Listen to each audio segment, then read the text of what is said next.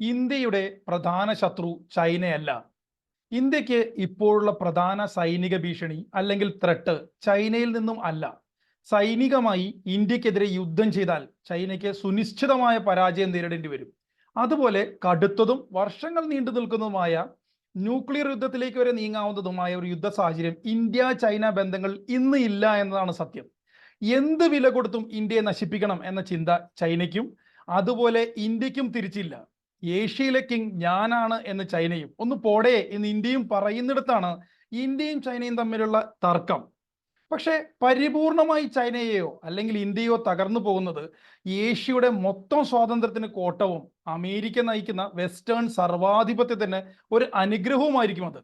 ഈ ഒരു ആർഗ്യുമെന്റ് ഇമോഷണലാണ് എന്ന് തോന്നുന്നുവെങ്കിൽ ചൈന ഇന്ത്യക്ക് ഒരു നിലനിൽപ്പിന്റെ പ്രശ്നമല്ല എന്നത്, സൈനികമായി ചൈന ഇന്ത്യക്ക് ഒരു ഭീഷണി അല്ല എന്നതും നമ്മൾ നോക്കുന്നത് പ്രധാനമായും 3-4 കാര്യങ്ങൾ അനലൈസ് ചെയ്തുകൊണ്ടാണ്. ഒന്ന്, ഇന്ത്യയും ചൈനയും കണ്ടുമുട്ടുന്ന സ്ഥലങ്ങളിൽ സൈന്യത്തെ ഉപയോഗിച്ച് യുദ്ധം ചെയ്ത് ചൈനയ്ക്ക് ഇന്ത്യയെ തോൽപ്പിക്കാനാകുമോ എന്ന കാര്യവും അതിന് അവർ കൊടുക്കേണ്ടി വരുന്ന വിലയും എന്താകും എന്നതും. രണ്ട്, ചൈനയുടെ യുവത്വത്തിന്, യങ്സ്റ്റേഴ്സിന് യുദ്ധവീര്യമുണ്ടോ എന്ന കാര്യവും. എക്സ്റ്റെൻഡ് ആയതും നീണ്ടു നിൽക്കുന്നതും മരണസംഖ്യ വളരെയധികം കൂടുന്നതുമായ യുദ്ധത്തിൽ നിന്ന് ചൈനയുടെ യുവത്വം ചൈനീസ് കമ്മ്യൂണിസ്റ്റ് പാർട്ടിയുടെ കൂടെ നിൽക്കുമോ, അതുപോലെ തന്നെ ചൈനയുടെ കുടുംബങ്ങൾ ചൈനീസ് കമ്മ്യൂണിസ്റ്റ് പാർട്ടിയുടെ കൂടെ നിൽക്കുമോ എന്നൊരു ചോദ്യവും നോക്കുന്നു. മൂന്നാമതായി, ചൈനീസ് എക്കണോമിയുടെ ഇന്നത്തെ അവസ്ഥ ഇന്ത്യയുമായി ഒരു വലിയ യുദ്ധം ചെയ്യാൻ അവരെ അനുവദിക്കുമോ എന്ന കാര്യവും. നാലാമതായി, ഇന്ത്യയാണോ ചൈനീസ് ജനങ്ങൾ പ്രധാന ശത്രു അല്ലെങ്കിൽ കീഴടക്കപ്പെടേണ്ട പ്രദേശം എന്ന് കരുതുമെന്ന് അനലൈസ് ചെയ്തുകൊണ്ടാണ് ചൈന അല്ല ഇന്ത്യയുടെ ഇന്നത്തെ പ്രധാന ശത്രു അല്ലെങ്കിൽ പ്രധാന മിലിറ്ററി ഭീഷണി എന്ന് നമ്മൾ നോക്കി മനസ്സിലാക്കുന്നത്. ഹലോ, ഹായ്, നമസ്കാരം. 5 സെക്കൻഡ്സ് വ്യൂവിലേക്ക് സ്വാഗതം.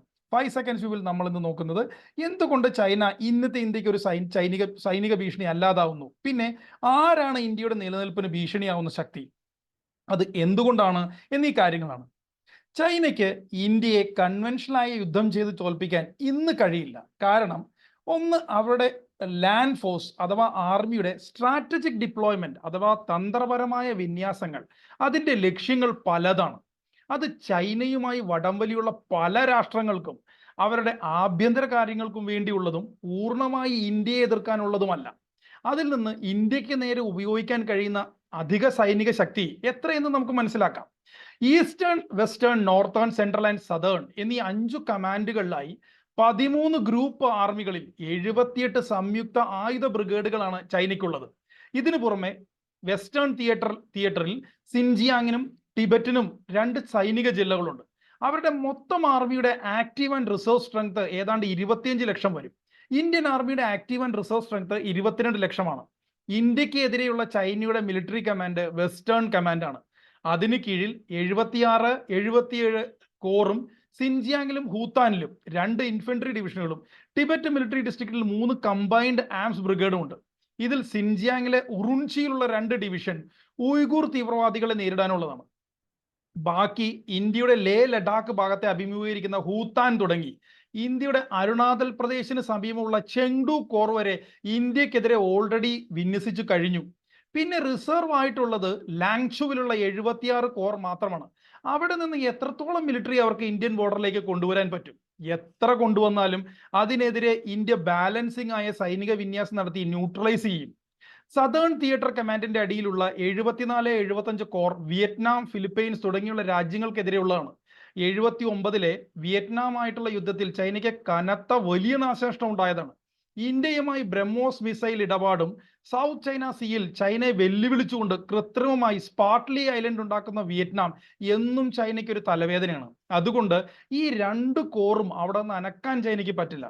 ചൈനയുടെ ഏറ്റവും വലിയ തലവേദനയായ തായ്വാൻ അഭിമുഖീകരിക്കുന്ന ഈസ്റ്റേൺ തിയേറ്റർ കമാൻഡിന്റെ കീഴിൽ 71, 72, 73 എന്ന കോറും നോർത്തേൺ കമാൻഡിന്റെ കീഴിൽ വരുന്നത് റഷ്യയും അമേരിക്കയുടെ മിലിറ്ററി ബേസ് ഉള്ള സൗത്ത് കൊറിയ, ജപ്പാൻ എന്നിവരെ നോക്കുന്ന 78, 79, 80 കോറിൽ നിന്ന് ഒരു സൈനികനെ പോലും വലിക്കാൻ ചൈനയ്ക്ക് സാധിക്കില്ല.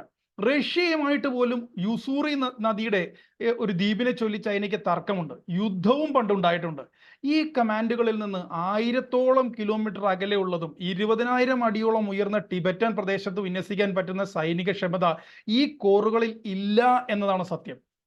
81, 82, 83 കോറുകളുള്ള സെൻട്രൽ തിയേറ്റർ കമാൻഡിന്റെ പ്രധാന ജോലി ക്യാപിറ്റൽ ബീജിങ്ങിനെയും കമ്മ്യൂണിസ്റ്റ് പാർട്ടിയുടെ ഹെഡ്ക്വാർട്ടേഴ്സിനെയും മിലിറ്ററി അട്ടിമറിയിൽ നിന്നും ജനകീയ രോഷത്തിൽ നിന്നും സംരക്ഷിക്കുക എന്നതാണ്. ചൈനീസ് കമ്മ്യൂണിസ്റ്റ് പാർട്ടിയുടെ മിലിറ്ററി വിങ് മാത്രമാണ് ചൈനീസ് ആർമി. അതിൽ ദേഷ്യമുള്ള ഒരുപാട് ആളുകളുണ്ട്. യുദ്ധതന്ത്രങ്ങളെക്കാൾ കമ്മ്യൂണിസ്റ്റ് ആശയങ്ങൾ പഠിക്കണം എന്ന പാർട്ടി തീരുമാനത്തെ ഏതെങ്കിലും ജനറൽ എതിർത്താൽ അവരെ നേരിടാനുള്ളതാണ് ഈ സെൻട്രൽ കമാൻഡ്. അവിടെയുള്ള സൈനികർ അടിയുറച്ച പാർട്ടിക്കാർ മാത്രമാണ്. അതുകൊണ്ട് അവരെ ടിബറ്റിൽ കൊണ്ടുവന്ന് യുദ്ധം ചെയ്യാൻ പറയുന്നത് കൊലയ്ക്ക് കൊടുക്കാൻ വേണ്ടി മാത്രമായിരിക്കും. 3440 കിലോമീറ്റർ ബോർഡർ പങ്കിടുന്ന ഇന്ത്യയും ചൈനയും തമ്മിൽ വെസ്റ്റേൺ സെക്ടറിൽ അക്സൈറ്റിൻ തുടങ്ങി ലഡാക്ക് വരെയുള്ള സ്ഥലത്തും ഈസ്റ്റേൺ സെക്ടറിൽ അരുണാചൽ പ്രദേശത്തും ആണ് തർക്കമുള്ളത്. വലിയ ഉയർന്ന മഞ്ഞുമലകളുള്ള ഹിമാലയൻ പ്രദേശത്ത് യുദ്ധം ചെയ്തു കീഴ്പ്പെടുത്തി മുന്നേറണമെങ്കിൽ സൈനിക അനുപാതം ഒരു ഇന്ത്യൻ സൈനികന് 6 അതിലധികമോ ചൈനീസ് സൈനികൻ വേണം. അതുപോലെ വരുന്ന സൈനികർക്ക് ഉയർന്ന മലകളിൽ കൊടിയ തണുപ്പിൽ ഓക്സിജൻ കുറവുള്ള സ്ഥലങ്ങളിൽ യുദ്ധവും ചെയ്യാനുള്ള കഴിവും വേണം. ഇത്രയും ട്രെയിൻഡ് ആയിട്ടുള്ള ചൈനീസ് സൈനികർ ഇല്ല എന്നതാണ് സത്യം. അടുത്ത കാലത്ത് ചൈന ഇന്ത്യൻ അതിർത്തിയിൽ 2 ലക്ഷം സൈനികരെ വിന്യസിപ്പിച്ചപ്പോൾ ഒറ്റയടിക്കാണ് ഇന്ത്യ 2 ലക്ഷം വെൽ ട്രെയിൻഡ് ആയ സൈനികരെ വിന്യസിച്ചത്.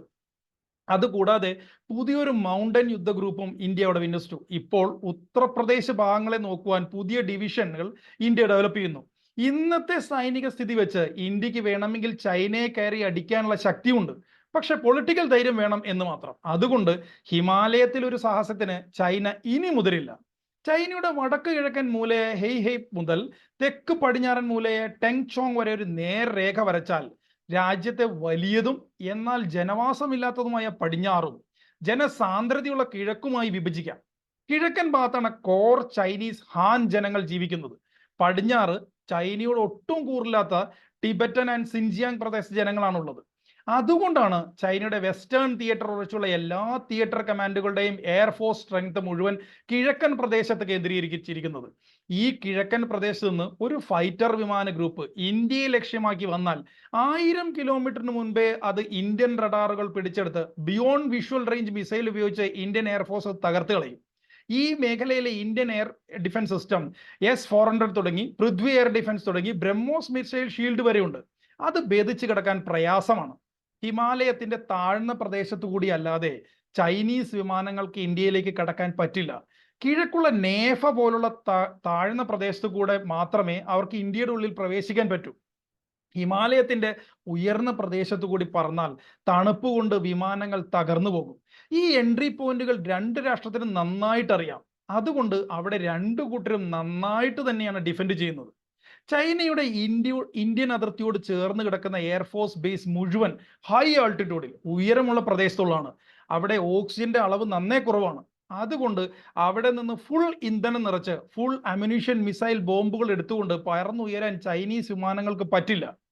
ഇന്ത്യക്ക് ചൈനയെ നേരിടാൻ ഫുൾ കപ്പാസിറ്റിയിൽ പറന്നുയരാൻ സാധിക്കുന്ന താഴ്ന്ന പ്രദേശത്തുള്ള ഒട്ടനവധി എയർഫോഴ്സ് സ്റ്റേഷനുകളുണ്ട്. ട്രെയിനിങ് സ്ട്രെങ്ത്, പ്ലെയിനുകളുടെ ക്വാളിറ്റി, ജിയോഗ്രഫിക്കൽ അഡ്വാൻറ്റേജ് എന്നിവ വെച്ച് നോക്കുമ്പോൾ ചൈന ഇന്ത്യൻ എയർഫോഴ്സുമായിട്ട് നേരിട്ട് ഹിമാലയൻ റേഞ്ചിൽ മുട്ടുന്നത് മാഡ്നസ് ആയിരിക്കും. നോർത്ത് ഈസ്റ്റ് സൗത്ത് ഫ്ലീറ്റുകളിലായി ഏതാണ്ട് 350 പടക്കപ്പലുള്ള ചൈനീസ് നേവിയാണ് ലോകത്തിലെ ഏറ്റവും വലിയ നേവി. പക്ഷേ അതിൽ പകുതിയും കോസ്റ്റ് ഗാർഡ് ഷിപ്പുകളാണ്.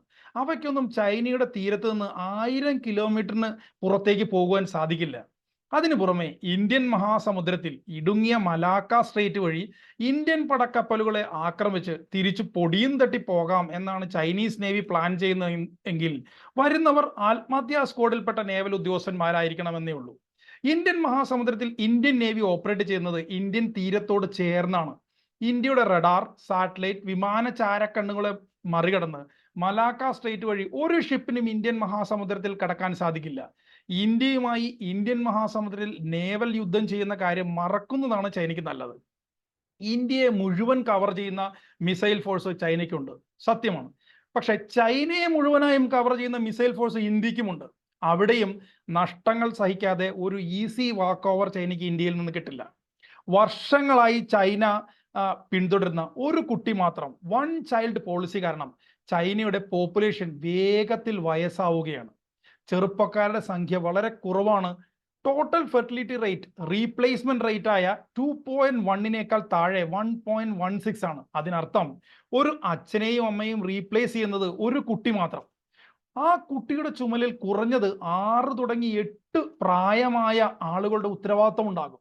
അങ്ങനെയുള്ള ഒരു ചൈനീസ് പോപ്പുലേഷനിൽ നിന്ന് കോൺട്രാക്ട് ബേസിൽ കോൺസ്ക്രിപ്റ്റ്സ് ആയി വരുന്ന ചൈനീസ് സൈനികർ ഇന്ത്യൻ സൈനികരെ പോലെ യുദ്ധം ചെയ്യില്ല. കാരണം അവർ ചൈനീസ് കമ്മ്യൂണിസ്റ്റ് പാർട്ടിക്ക് വേണ്ടി മരിക്കാൻ തയ്യാറാവില്ല എന്ന് തന്നെ സത്യം.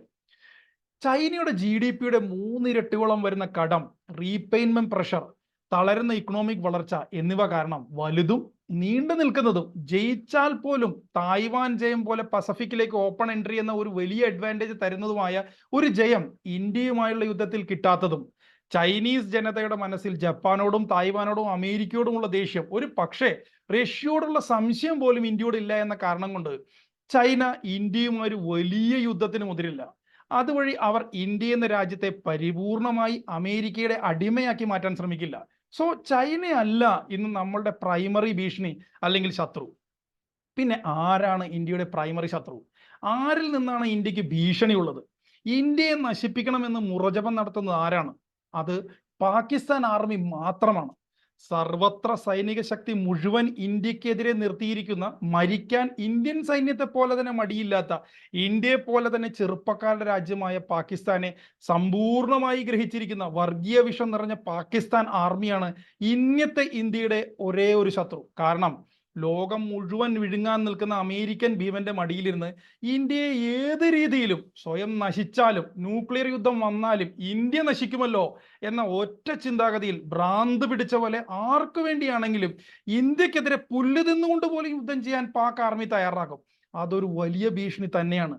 ഇന്ത്യയിൽ നിന്ന് കശ്മീർ പിടിച്ചെടുക്കാതെ പാക് പഞ്ചാബിന്റെ വാട്ടർ പ്രോബ്ലം ഒരിക്കലും തീരില്ല.